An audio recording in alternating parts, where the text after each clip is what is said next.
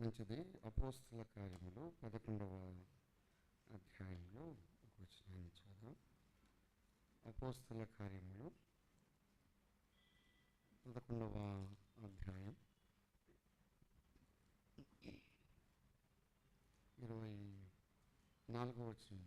అతడు పరిశుద్ధాత్మతో విశ్వాసంతో నిండుకొనిన సత్పురుషుడు, బహుజనులు ప్రభు పక్షమున చేరి అంతటా అతడు సౌలును వెదకుటకు తార్సునకు వెళ్ళి అతని కనుగొని అంత్యోక్యకు తోడుకొని వచ్చాను. వారు కలిసి 1 సంవత్సరం అంతయు సంఘములో ఉండి బహుజనులకు వాక్యమును బోధించిరి.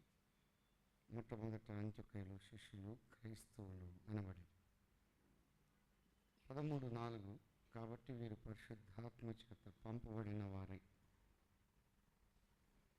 చిన్నమాట ప్రార్థన చేద్దాం. ప్రియ ప్రభువా, ఈ మీటింగ్లో పరంపరలో చివరి కూడిక మమ్మల్ని తీసుకొచ్చారు. వాక్యము మీది, అందించువారు మీరు. ఈ అల్పులను మరుగుపరచమని బెంగళూరు గాస్పెల్ హాల్ను బట్టి నిలిచి మీ పనిలో ముందుకు సాగుతున్న బాధ్యత కలిగిన పెద్దలను బట్టి స్తోత్రములు. చుట్టుపక్కల సంఘాలు చేరి రావడానికి, మీ వాక్యాన్ని మేము వినడానికి, కలిసి సహవాసం చేయడానికి మీ సహాయాన్ని అందించారు.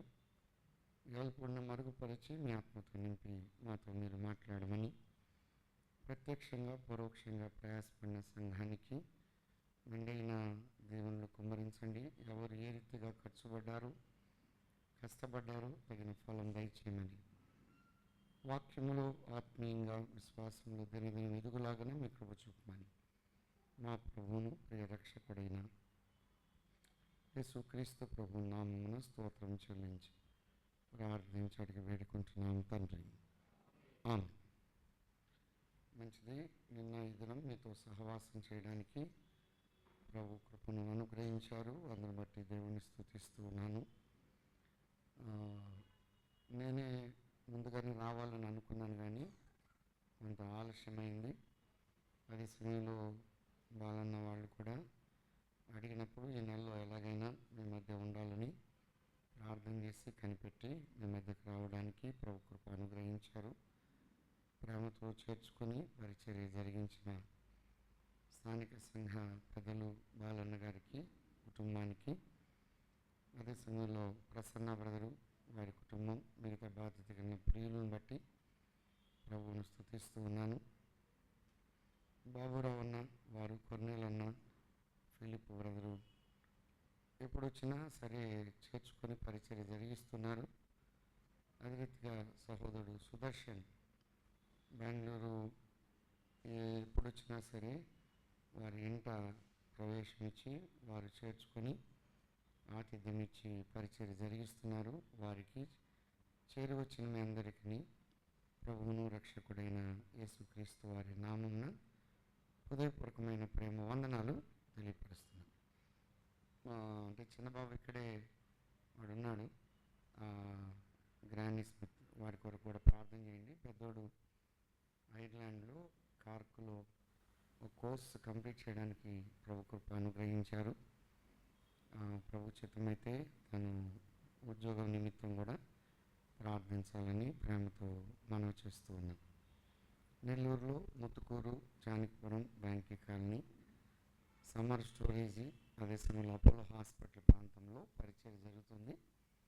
ప్రతి ఆదివారం సాయంకాలం స్లమ్ ఏరియాకి వెళ్ళి సువార్త ప్రకటించడం జరుగుతుంది. కనుక ఈ పరిచర్య కొరకు ప్రార్థించాలని ప్రేమతో మనవి చేస్తూ ఉన్నాం. స్థానిక సంఘంలో ఆరాధన చేసేవారు ఒక 160 మంది ఉంటారు. ప్రతి ఆదివారం ఒక 200 మంది దాకా వస్తారు. కనుక సంఘం కొరకు ప్రార్థించాలని ప్రేమతో కోరుతూ ఉన్నాం. తర్వాత మంగళవారం గోదావరి ఖనిలో ఒక దిన పరిచర్య ఉంది. బుధ గురువారం వరంగల్లో, అదే సమయంలో శుక్ర శనివారం పేరాల్లో పరిచర్య ఉన్నది. ఈ పరిచర్య ప్రయాణాల కొరకు ప్రార్థించాలని ప్రేమతో మిమ్మల్ని మనవి చేస్తున్నాం. అక్టోబర్లో ఉత్తరప్రదేశ్లో సంవత్సరానికి 2 లేదా 3 సార్లు నార్త్ ఇండియా పరిచర్యలో ముందుకు సాగుతున్నాం. దాని నిమిత్తం కూడా ప్రార్థించాలని ప్రేమతో కోరుతూ ఉన్నాం. ఆరోగ్యాల నిమిత్తం కూడా మీరు ప్రార్థిస్తున్నారు. మరి ఎక్కువగా ప్రార్థించాలని కోరడం జరుగుతుంది. అంటే ఎక్కువగా నిలబడ్డాన్ని బట్టి ఈ వాస్కులర్ వెరికోసిస్ అది సర్జరీ ఒకటి ఒక కాలుకి అయింది గత మార్చిలో.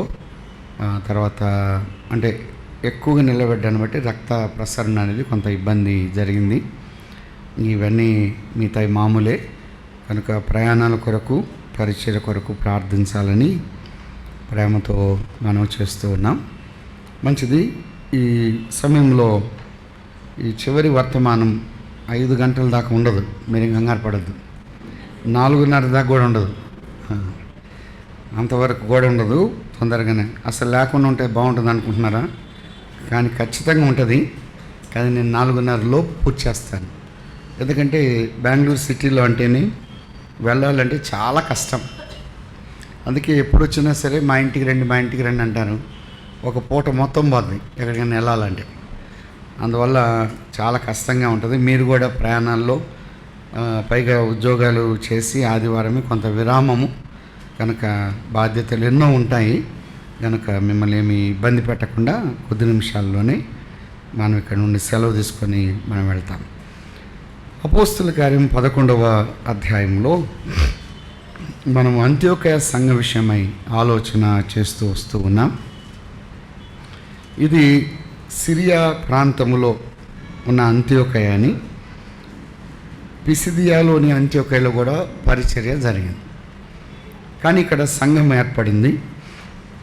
ఇప్పుడు మొట్టమొదట క్రైస్తవులు వారు ఉన్నారని, శిష్యులు క్రైస్తవులు అనబడ్డారని, మొట్టమొదట సమర్పణ కలిగిన సంఘం అని. మూడవది 13:2లో వారు ఏం చేస్తున్నారంటే, వారు ప్రభువును సేవించి ఉపవాసం చేయుచుండగా పరిశుద్ధాత్మ నేను బర్నబాను సౌలును పిలిచిన పని కొరకు వారు నాకు ప్రత్యేకపరచులని వారితో చెప్పాను.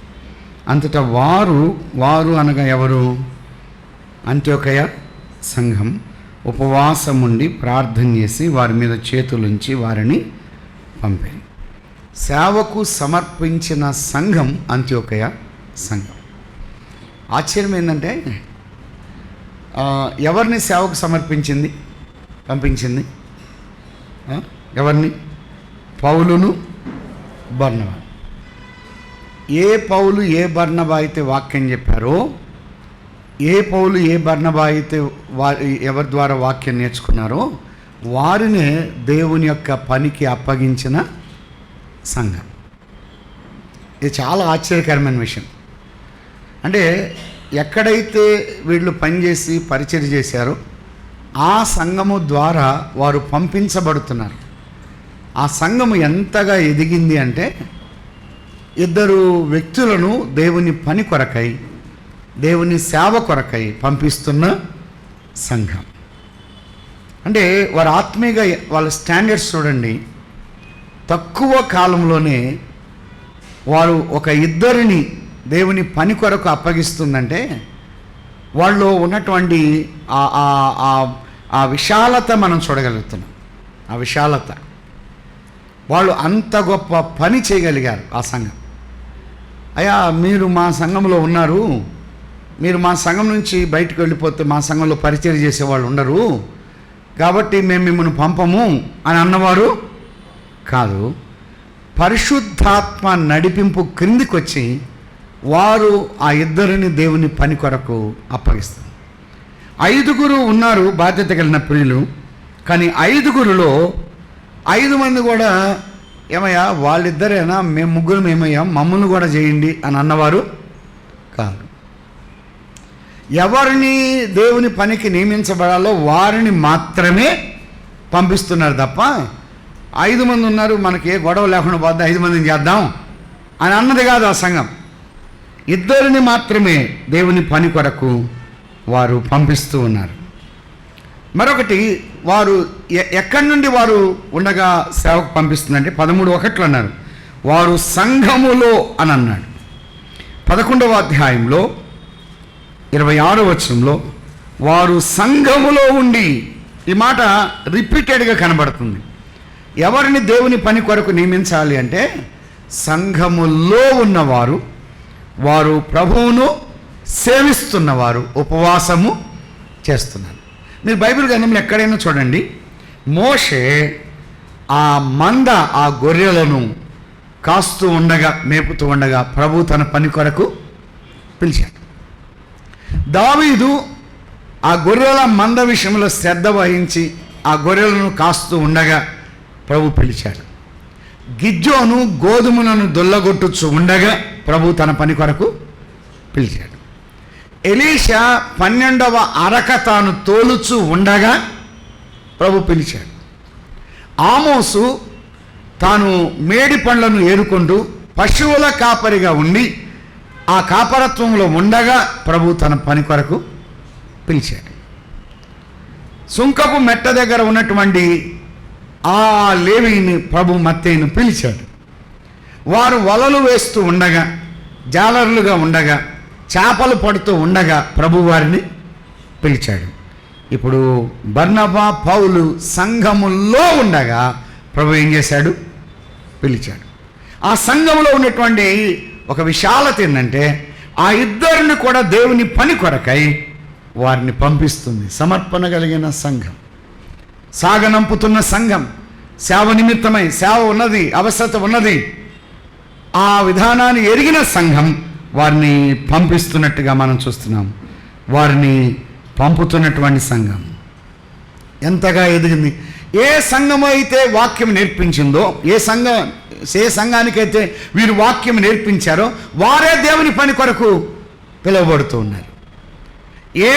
ఏ విశ్వాసులైతే, లేకపోతే ఏ బాధ్యత కలిగిన బర్నబా, పౌలైతే ఎవరి ద్వారా వాక్యం విన్నారో వారినే దేవుని పనికి అప్పగించేంతగా ఆ సంఘము అభివృద్ధి పొందింది. సోదరుడు, సోదరి, ఆ సంఘం వయసు తక్కువే కదా, వారు వారు చేయగలరా అని అంటే కుదరదు. వారు అంత స్థితికి ఎదగలిగారు. వారు సమర్పణ కలిగిన వారు. అంత మాత్రమే కాకుండా వారు సాగనంపుతూ వారు వచ్చారు. వారు అలా ఎలా పంపుతున్నారు? 3వ వచనం, అంతటా వారు ఉపవాసం ఉండి ప్రార్థన చేసి వారి మీద చేతులుంచి వారిని పంపారు. అపోస్తుల గారి 6వ అధ్యాయంలో పరిచారకుల నియామకంలో వారు ఏం చేశారు? వారు కూడా అలాగనే అక్కడ చేశారు. ప్రార్థన చేసి 6వ వచనం, వారిని అపోస్తుల వద్ద నిలబెట్టి వీరు ప్రార్థన చేసి వారి మీద చేతులుంచి. 14వ అధ్యాయం 23వ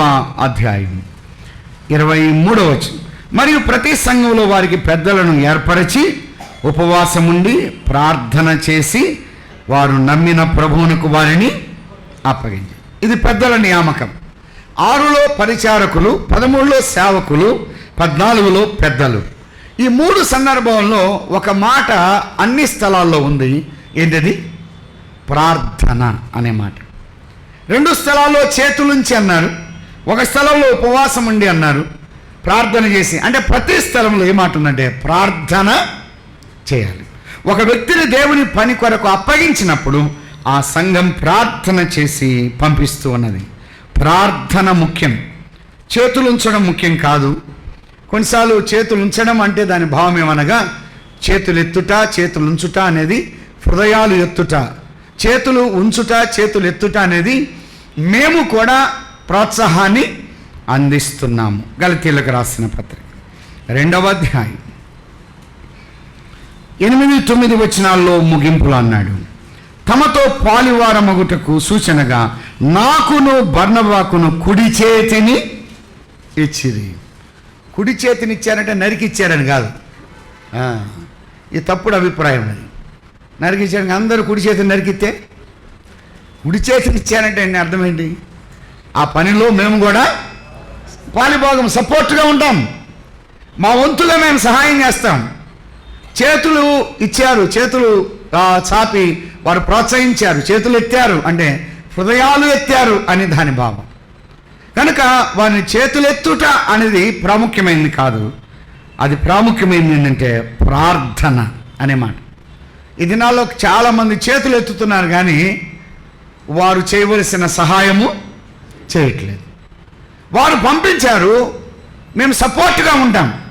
మీ పరిచర్యలో, మీ పనిలో మీరు ఎక్కడ సేవ చేసినా మా భాగం ఉంటుంది. మా వంతు సహకారం మేము అందిస్తాం ఏదో ఒక రీతిగా అని వారిని పంపిస్తున్నారు. ఆ సంఘం అంతగా ఎదిగినట్టుగా మనం చూస్తున్నాం. ఈ సంఘం ఎటువంటిది మీరు ఎప్పుడైనా ఆలోచన చేయండి. అంత్యోకయ సంఘంలో ఒకటి కుప్రీలు కురేనీయులు పనిచేశారు. అంత్యోకయ సంఘంలో బర్నబా పనిచేశాడు.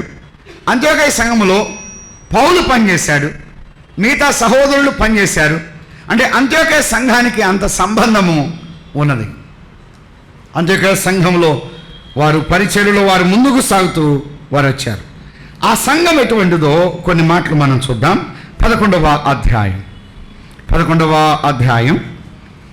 24వ వచనం లేకపోతే 23.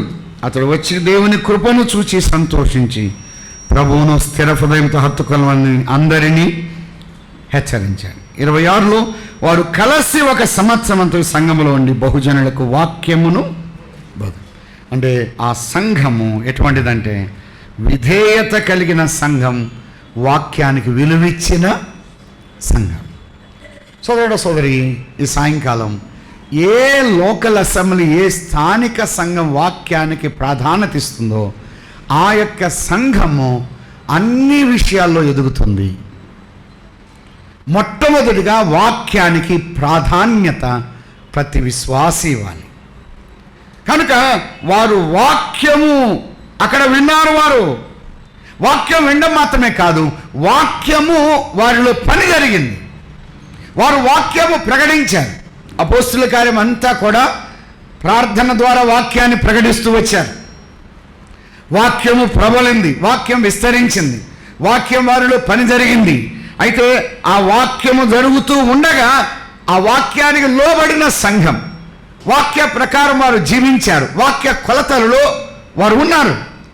ఏ స్థానిక సంఘం వాక్యానికి ప్రాధాన్యత ఇస్తుందో, వాక్యానికి విలువిస్తుందో ఆ స్థానిక సంఘం అనేది క్షేమాభివృద్ధి పొందుతుంది.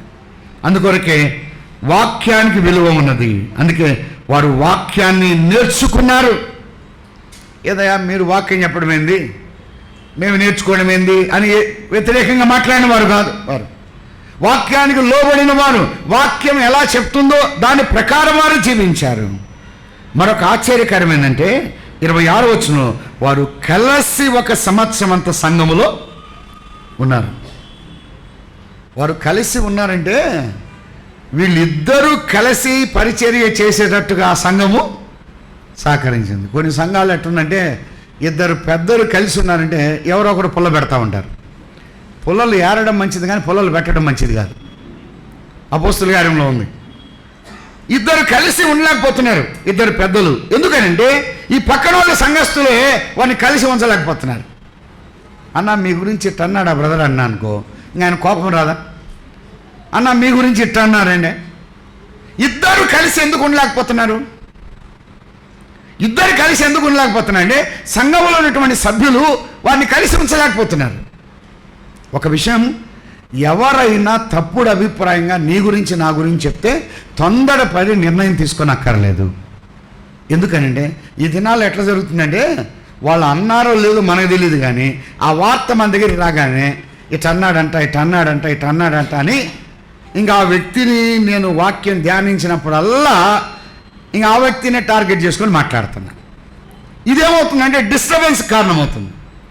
అన్నాడో లేదో ఆ వ్యక్తి మనల్ని నేరుగా అడిగేంత వరకు దయచేసి ఎవరిని అడగక్కర్లా, మౌనంగా ఉంటే చాలు. మనం ఎప్పుడైతే దాన్ని పెద్ద చేసుకుంటామో ఇంకా అది పెద్దదే కూర్చుంది. అది అవునా కాదా అనేది ఆ నిర్ధారణ కానంత వరకు వారు కలిసి వారు ఉన్నారంటే పౌలు బర్నబా వారు కలుపుకొని పనిచేశారు. వారు కలిసి పనిచేశారు. బర్నబా పెద్దోడా పౌలు పెద్దోడా? బర్నబా ముందు ప్రభువుని నమ్ముకున్నాడా, పౌలు ముందు నమ్ముకున్నాడా? బర్నబా. కానీ బర్నబా ఏం చేస్తున్నాడు తెలుసా? బర్నబాలో ఉన్న విషయాలు చూడండి.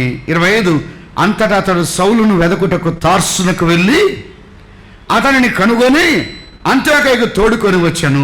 వారు కలిసి ఒక సంవత్సరం సంఘంలో ఉండి బహుజనులకు వాక్యమును బోధన. ఈ బర్నబా ఎవరి దగ్గరికి వెళ్ళాడు? పౌలు దగ్గరికి వెళ్ళాడు. తార్సుకు వెళ్ళి సౌలును వెతకడానికి వెళ్ళి సౌలును తీసుకొచ్చాడు. అయ్యయ్యా మన ఇద్దరం కలిసి వాక్యం చెప్పాలి, నువ్వు వాక్యం చెప్పు అని. అంటే బర్నబాకు వాక్యం తెలుసు, కానీ కొన్నిసార్లు వాక్యం ప్రజెంట్ చేసే విషయంలో వ్యక్తిగతంగా సేవ చేయగలడు, కానీ ఓపెన్గా మాట్లాడాడు. కానీ పౌలు ఓపెన్గా మాట్లాడతాడు. అయితే తనకన్నా అనుభవంలో కొన్ని విషయాల్లో తక్కువగా ఉన్నా తనకన్నా వాక్యము చక్కగా చెప్పగలిగిన సౌలును బర్నబా ఏం చేస్తున్నాడంటే ప్రోత్సహిస్తున్నాడు. బర్నబా అంత్యోక్యలో చేసిన పని ఇంతింత కాదు. యెరూషలేములో పౌలును దగ్గరికి తీసింది ఎవరు? బర్నబానే. ఇక్కడ కూడా ప్రోత్సహించి వాక్య పరిచయకు అవకాశం ఇచ్చింది ఎవరు? బర్నబానే.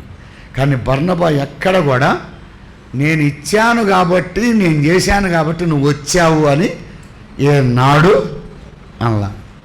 అదే కానీ మనమైతే నేనండి బాప్తిస్మ ఇచ్చింది, అసలు నేను లేకపోతే ఆ బ్రదర్ లేడండి, నేను లేకపోతే ఆ సిస్టర్ లేడండి, వాళ్ళు చెప్పాలి కానీ మనం అనకూడదు. చాలాసార్లు బర్నబా ఎక్కడ కూడా నేను సంఘానికి ఇంత ఇచ్చానని అనలేదు, నేను పౌలుని తెచ్చాను అనలేదు. బర్నబా పౌలు అంత ఫ్లరిష్ అవ్వడానికి కారణం ప్రభు కొంతమందిని ఉపయోగించాడు. అననీయాను ఉపయోగించాడు, బర్నబాను ఉపయోగించాడు. కొన్నిసార్లు కొంతమందిని ప్రోత్సహించడం కొరకు సంఘములో కొంతమందిని ప్రభు ఉపయోగిస్తాడు. బర్నబా వెనుకున్నాడు. బర్నబా పౌలు కలిసి వాక్య పరిచర్యగా ఉన్నారు. నువ్వు నాకన్నా బాగా చెప్పగలవు, నాకన్నా చేయగలవు, మీరు వెళ్ళండి, మీరు ముందు చెప్పండి అని తగ్గాడు. అలా తగ్గినప్పుడు నేను నీకన్నా బాగా చెప్పగలుగుతున్నాను, నువ్వు తక్కువ వాడవని ఏనాడు కూడా బర్నబాను సౌలు తక్కువ చేసి మాట్లాడినవాడు కాదు. ఒక విషయం గుర్తుపెట్టుకుందాం, ఎవరైనా నిన్ను నన్ను ప్రోత్సహిస్తే వారిని ఏనాడు విస్మరించొద్దు, వారిని నెట్టివేయొద్దు. కొన్నిసార్లు పాట పాడమని ప్రోత్సహిస్తారు, పరిచయం చెప్పమని ప్రోత్సహిస్తారు, వాక్యం చెప్పమని ప్రోత్సహిస్తారు. ఇంక నేను కానీ చేస్తున్నానని ఆ మిగతా వారిని ఎవరైతే ప్రోత్సహించారో, ఎవరినైతే పుడుకొల్పారో వారిని ఏనాడు కూడా లెక్కలేనితనంగా చూడకూడదు. పౌలు అలా చేయలేదు, బర్నబా అలా చేయలేదు. బర్నబాలో ప్రోత్సహించే విధానం ఉన్నది. వారు కలిసి ఉండడానికి అంత్యోక్య సంఘం ఎంతగా ప్రయత్నం చేస్తుంది. వారి మధ్య ఏ రకమైనటువంటి మనస్పర్ధలు కారణము కాదు. వాస్తవానికి మనస్పర్ధలు వచ్చింది జాన్ మార్కును బట్టి వచ్చాయి, కానీ అంత్యోక్య సంఘము ద్వారా ఏ సమస్య రాలేదు. ఆ సంఘం వాక్య విలువలు ఎరిగిన సంఘం, వాక్యానికి విధేయత చూపించిన సంఘం, వాక్య ప్రకారం జీవించిన సంఘం. రెండవది, ఆ సంఘం ఎటువంటిది? 13:2 అన్నాడు, అంతటా వారు ఉపవాసం ఉండే ప్రార్థన. ఆ సంఘములో ప్రార్థన ఉన్నది, ఆ సంఘములో ప్రార్థన ఉన్నది. ఆది సంఘం ప్రార్థనతో ఏర్పడింది. మొదటి అధ్యాయం అపోస్తుల కార్యం 1:14, మీరందరూ వీరితో కూడా కొందరు స్త్రీలను యేసు తల్లి అయిన మరియు ఆయన సహోదరుడు ఏక మనస్సుతో ఎడతెగక ప్రార్థన 24, ఇట్లని ప్రార్థన చేసేది అన్నాడు. ఇట్లని ప్రార్థన చేసింది. 3:1, పగలు 3 గంటలకు ప్రార్థన కాలమున అని అన్నాడు. 4వ అధ్యాయం 31వ వచనం, వారు ప్రార్థన చేయగానే అని అన్నాడు. అపోస్తుల కార్యం మొత్తం చదవండి, వారు ప్రార్థన, వారి ప్రార్థన, వారి ప్రార్థన. ప్రార్థన సంఘములో ఎంత బలమైనది, ఎంత విలువైనది ప్రార్థన. సోదరుడా సోదరి, అసమాధానంగా ఉందా? ప్రార్థన చేద్దాం. అమైక్యంగా ఉందా? ప్రార్థన చేద్దాం. కొన్ని పరిస్థితులు ప్రతికూలంగా ఉన్నాయా? ప్రార్థన చేద్దాం. సమూయేలు మొదటి గ్రంథం, ఈ మాటలు మనకు ప్రయోజనకరం. 8వ అధ్యాయం 6వ వచనం, 8:6, మాకు న్యాయము తీర్చుటకై రాజును నియమింపమని వారు అనిన మాట సమూయేలు దృష్టికి ప్రతికూలముగా ఉండెను గనుక సమూయేలు యెహోవాను ప్రార్థన చేశాను. ప్రతికూల పరిస్థితుల్లో విశ్వాసి ఏం చేయాలి? ప్రార్థన. నిర్గమాకాండం 15వ అధ్యాయం 24వ వచనం, ప్రజలు మేమేమి త్రాగుదమని మోషే మీద సనుగు కొనగా అతడు యెహోవాకు మొరపెట్టెను. సోదరుడా సోదరి, ఒక నాయకుడుగా నేనేం చేయాలంటే ఏమి తాగాలి అని వారు సనిగితే ప్రజలను మోషే తిరిగి సనిగినవాడు కాదు. వారు గొనిగారు, మోషే గొనగలేదు. ఇలా చెప్పుకుందాం, వారందరూ మోషే వైపు తిరిగారు. మోషే ఎవరి వైపు తిరిగాడు? దేవుని వైపు. రాజు చేయాలి, నియమించాలని ప్రతికూలంగా ఉన్నది. కానీ సమూయేలు వాదులాటలు పెట్టుకోలేదు, గొడవలు పెట్టుకోలేదు, జగడం పెట్టుకోలేదు. కానీ యెహోవాకు మొరపెట్టాడు, యెహోవాకు ప్రార్థన చేశాడు. సంఘము ప్రార్థించే సంఘం. అంత్యోక్య సంఘములో ప్రార్థన విలువలు ఉన్నాయి. ప్రార్థన ద్వారా దేవుని యొక్క సేవకులను పంపింది. ఊరక కాదు, ప్రయత్నాలు కాదు, అదే ప్రయాస కాదు. మా ప్రయాస ద్వారా ఇద్దరిని సేవకు పంపుతున్నాం, మా ప్రయత్నము ద్వారా సేవకు పంపుతున్నాం కాదు కాదు కాదు వారి ప్రార్థన ద్వారా. అంత్యోక్య సంఘం యొక్క ప్రార్థన ఎంత బలమైన ప్రార్థన సంఘంగా ఆ సంఘం ఏర్పడింది. సోదరుడా సోదరి, సంఘములో 10 మంది ఉన్నారా, 15 మంది ఉన్నారా, తక్కువ మంది ఉన్నారా? నిన్న బాలాన్న కూడా అన్నారు, మేము కొన్ని విషయాల్లో ప్రార్థన చేశాం. ఆ సమస్య వచ్చిందా, ప్రార్థన చేస్తే చాలు. ఇబ్బందులు ఏర్పడ్డాయా, ప్రార్థన. ఆ రోజు వాక్య పరిచర్య మానేసి ప్రార్థన చేస్తే చాలు. సౌలు విషయం అన్నాడు, ఇదిగో అతడు ప్రార్థన, ప్రసంగం చేస్తున్నాడు అని లేదు, ఏముంది? ప్రార్థన చేస్తున్నాడు. ఏ సంఘము ప్రార్థించే సంఘం అయిందో ఆ సంఘము బలమైన సంఘము అయింది. అదైతే వారు ప్రార్థన చేస్తున్నారు. ఒకటి, వారు వాక్య విలువలు కలిగిన సంఘం. ప్రభువుని నమ్ముకున్న తర్వాత, ప్రభు పక్షమున ఉన్న తర్వాత వారు వాక్యానికి విధేయత చూపించారు. రెండవది, వారు ప్రార్థన చేస్తున్నారు. మూడవది, వారు ఆ ఇద్దరు సేవకు ఏం చేస్తున్నారు? పంపిస్తున్నారు. సేవకు పంపించిన సంఘం. నాలుగవది, వారిలో సమర్పణ కలిగింది. వారు దేవుని సేవకు పంపడమే కాకుండా వారి సొమ్ము కూడా దేవుని పనిలో వారు వినియోగిస్తున్నారు. అటువంటి సంఘం.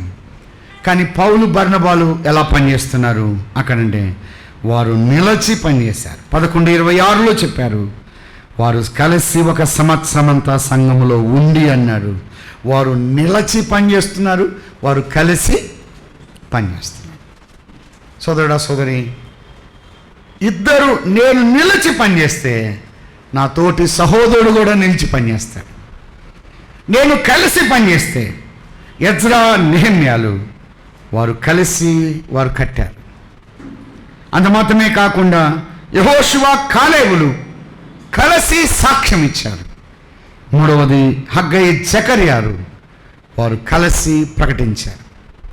కలిసి ప్రకటించిన వారు ఉన్నారు, కలిసి కట్టిన వారు ఉన్నారు, కలిసి సాక్ష్యం ఇచ్చిన వారు ఉన్నారు. అటు విశ్వాస జీవితంలో విశ్వాసి కలిసి పనిచేయాలి. చిన్న చిన్న లోపాలు ఉంటాయి, వాటిని మాటి మాటికి ఎత్తి చూపించకూడదు. మీరు ఎప్పుడైనా చూడండి, గులాబీ చెట్టు ఉంది, ఎవరిని అడిగినా కూడా గులాబీ పూల చెట్టు అంటారు. దానికి ముళ్ళు ఉంటాయా, ఉండవా? కానీ ముళ్ళ గులాబీ అంటారా? అన్న కొంతమందికి ఎప్పుడు చూసినా ముళ్ళే కనపడతా ఉంటాయి. అందుకే మంచం, నొలక మంచం, నవారు మంచం ఉంటుంది, అన్ని త్వరలు ఉంటాయి. అవి రంధ్రాల మంచం అని అనరు, నొలక మంచం లేదా నవారు మంచం. కొంతమంది పలాని సహోదరుని చూడగానే అన్ని బలహీనతలు కనపడతాయి. అందువల్ల ఎప్పుడు మన బలహీనతలు, ఇప్పుడు నాలో ఉన్న బలహీనత మీలో ఉండకపోవచ్చు, మీలో ఉన్నది నాలో ఉండకపోవచ్చు, కానీ ప్రతి వ్యక్తి కూడా బలహీనుడిగానే ఉంటారు. చాలా సందర్భాల్లో ఏదో ఒక రకంగా మన బలహీనుడమే. కానీ ఒకరి బలహీనత ఒకరు ఎత్తుకున్నట్లయితే మనం సంఘంలో సాగి ముందుకు వెళ్ళలేదు. వారు నిలిచి వారు పనిచేశారు, వారు కలిసి వారు పనిచేశారు. వారు ఎలా పనిచేశారు? 13:2లో వారు ప్రభువును సేవిస్తూ ఉపవాసం ఉన్నారు. వారు ఏదో పనిచేస్తున్నారంటే ఊరక పనిచేసిన వారు కాదు, వారు ప్రభువును సేవిస్తున్నారు, వారు ఉపవాసం ఉన్నారు. వారి యొక్క సేవలో ఉపవాసం ఉండి ప్రార్థన చేస్తున్నారు. వారి సేవలో వారు ప్రభువును నమ్మకంగా వారు సేవిస్తున్నారు. హెబ్రీయులకు రాసిన పత్రిక ఒక మాట మనం చూద్దాం. 12వ అధ్యాయం 28-29 వచనాలు. అందువలన మనము నిశ్చలమైన రాజ్యమును పొంది దైవ కృప కలిగి ఉందము. ఆ కృప కలిగి వినయ భయభక్తులతో దేవునికి ప్రీతికరమైన సేవ చేద్దాం.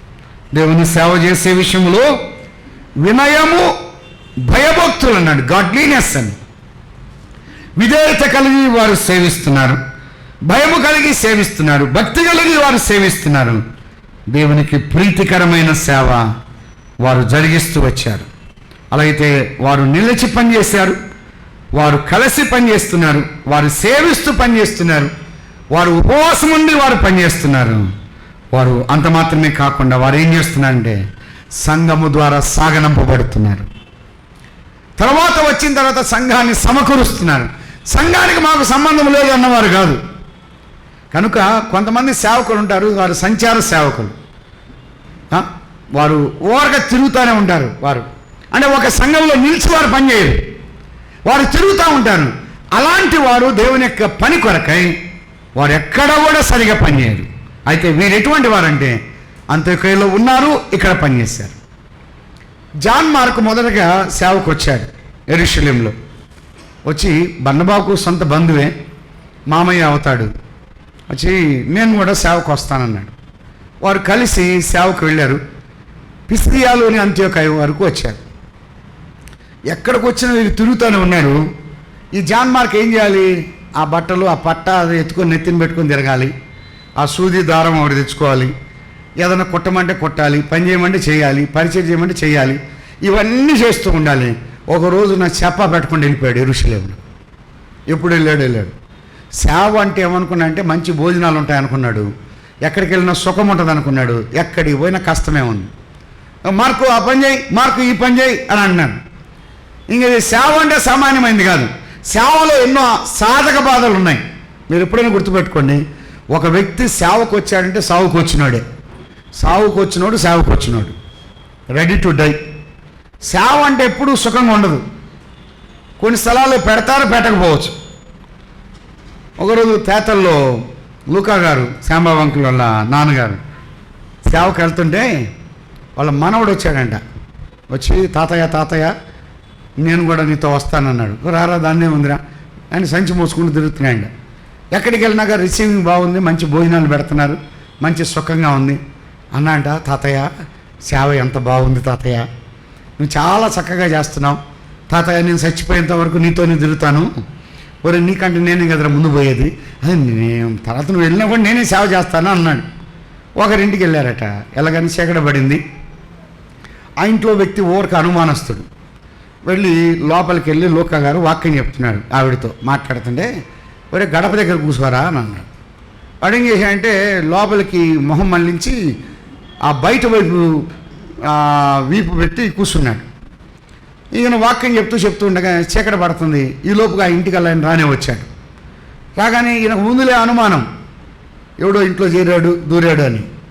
ఈ గడప దగ్గర కూర్చొని ఉన్నాడు. ఒరి ఎవడో వచ్చాడు నిజంగానే అని లూకా గారు లోపల మాట్లాడుతుండగా వాడు మంచి ఒక బెడ్ తీసుకున్నాడంట, కర్ర తీసుకొని అవతల వీపు ఉంది కదా ఆ బయట నుంచి దేర్మని కొట్టాడు.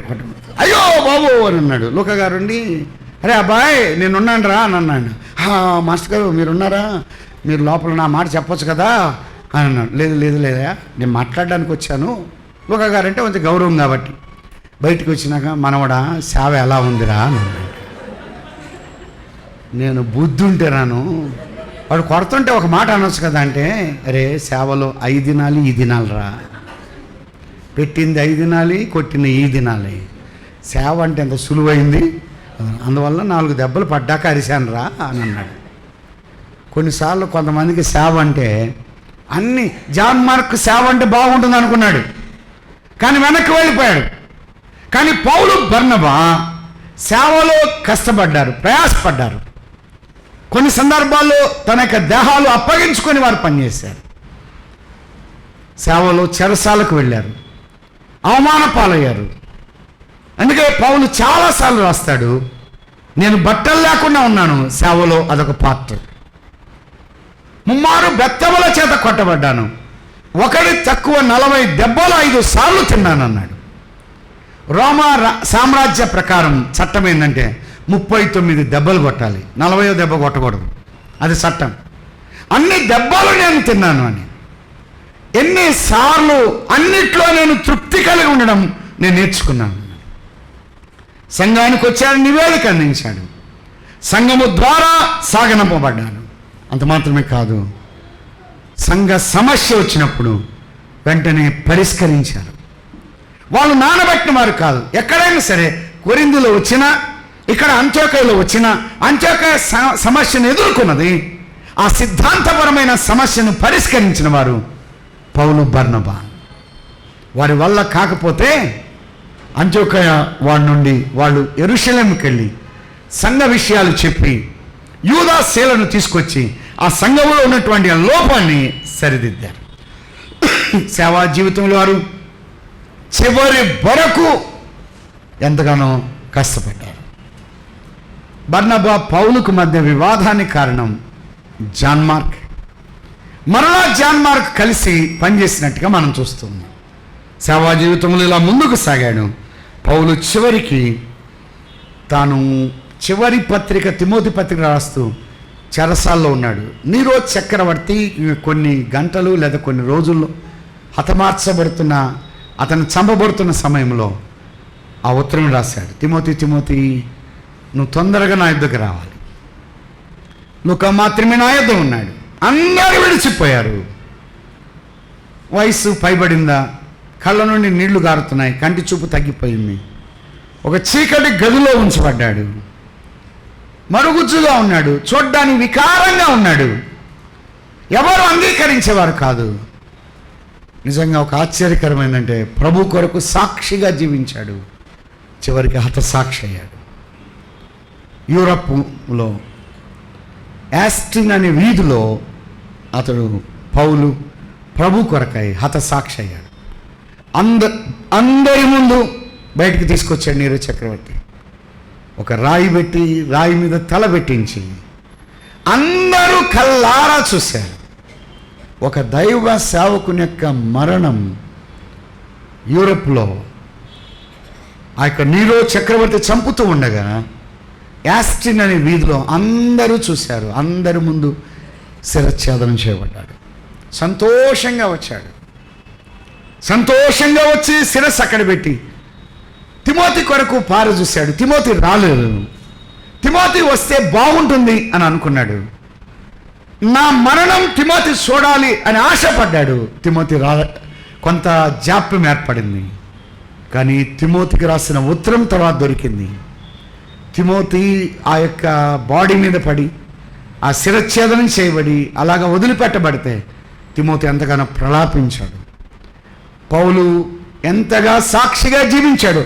ఏ సంఘం అయితే అంత్యోకయ సంఘం పంపించబడిందో, సంఘము కొరకు నిలిచాడు, సంఘం కొరకు పనిచేశాడు, అనేకమైన సంఘాలు కట్టాడు, ప్రభు కొరకై నమ్మకంగా పనిచేయగలిగాడు. అప్పగించిన నాట నుండి అంటిల్ డెత్, చచ్చిపోయేంత వరకు ప్రభు కొరకు సాక్షిగా జీవించాడు.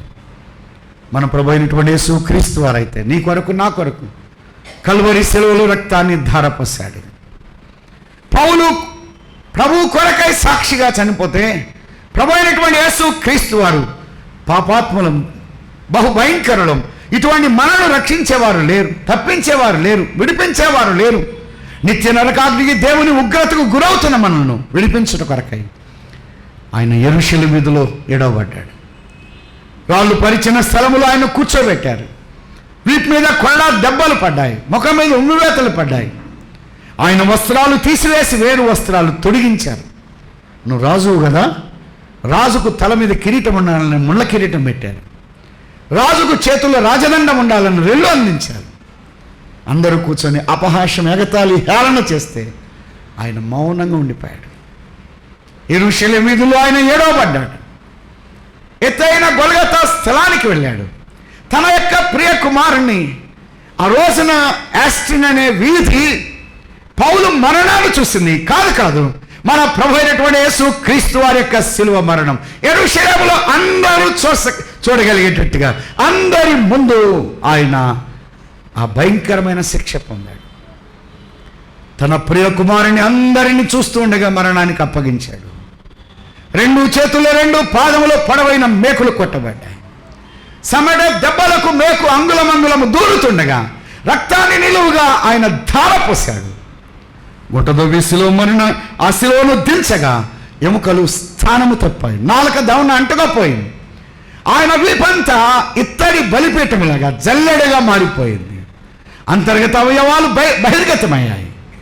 నిలవెల్లా గాయపరచబడి ఆయన చనిపోయాడు. 3వ దినం మృత్యుంజయుడై తిరిగి లేచాడు. మరలా రాబోతున్నాడు. ఎందరూ ఆయన అంగీకరిస్తారు అనగా ఆయన నామమున విశ్వాసం ఉంచే వారికి ఆయన పిల్లల అధికారం ప్రవహిస్తున్నాడు. యేసు ప్రభు అని నీ నోటితో ఒప్పుకొని దేవుడు ఆయన మృతులని లేపనని నీ హృదయమందు విశ్వసించినలా నీవు రక్షించబడతావు. అట్టి ప్రభు అయిన యేసు క్రీస్తు వారిని అంగీకరించి ఆత్మరక్షణ పొందవలసిందిగా ప్రేమతో మనము చేస్తూ ముగిస్తున్నాం. ప్రార్థన చేద్దాం. ఈ సాయంకాలం ఇంకా ఎవరైనా ప్రభుని నమ్మని వారు ఉన్నారా? రక్షణ తీర్మానం చేసేవారు ఉన్నట్లయితే మీటింగ్ అయిన తర్వాత ముందుకు రండి. ప్రభుని నమ్మిన మన జీవితాల్లో వారు మొట్టమొదట శిష్యులు క్రైస్తవులుగా ఉన్న సంఘం, సమర్పణ కలిగిన సంఘం, సేవకు అప్పగించిన సంఘం. ఆ సంఘం ప్రార్థన విలువలు కలిగింది, వాక్య విలువలు కలిగింది, సేవకు పంపించింది, సమర్పణ కలిగింది. పౌలు బర్నబా నిలిచి పనిచేశారు, కలిసి పనిచేశారు, కలుపుకొని పనిచేశారు. సేవించారా? సాగనంపబడ్డారా? నివేదిక అందించారా? సమస్యను పరిష్కరించారా? సంఘము కొరకు ఎంత పాటుపడ్డారు? పరలోకంలో గొప్ప బహుమానం కదా సోదరుడా, సోదరి. సంఘం కొరకు నీవు నేను ప్రయాసపడదాం. అట్టి మనస్సు కలిగి ముందుకు సాగుదాం. దయగల దేవా, మీరు అందించిన మాటలు బట్టి స్తోత్రములు. ఈ వాక్యం మా అందరి హృదయాల్లో గొప్ప కార్యం జరిగించమని, తిరిగి వెళ్ళుచుండగా మీ క్షేమం అనుగ్రహించమని మా ప్రభువును ప్రియరక్షకుడైన యేసుక్రీస్తు ప్రభు నామమున స్తోత్రం చెల్లించి ప్రార్థించి అడిగి వేడుకుంటున్నాము తండ్రి.